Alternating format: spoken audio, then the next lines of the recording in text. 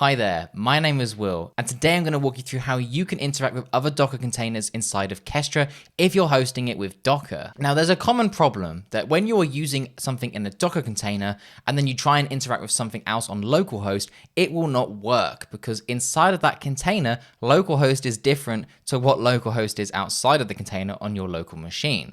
But don't fret, there is a way to get around this. So let's have a look. Now inside of Kestra, a common use case is using a webhook trigger. Now to be able to make the webhook trigger, we can go to the trigger tab here. And as you can see, the URL that I've just copied contains localhost inside of it, which if I try and run this inside of Kestra, it's not going to be able to work because Kestra is in a Docker container and it doesn't know what localhost is. But this isn't going to work if I try running this from a different container.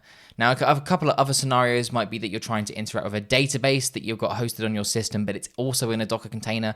It doesn't know where that is, but we can easily fix this by changing the localhost part to host.docker.internal. So now those containers can now talk to each other. Let's have a look at an example of that in action. Here I've got a Python script that is going to run inside of its own Docker container, which means that when it tries to interact with the Kestra Docker container, it has no idea what localhost 8080 is. And we can see that by running this execution.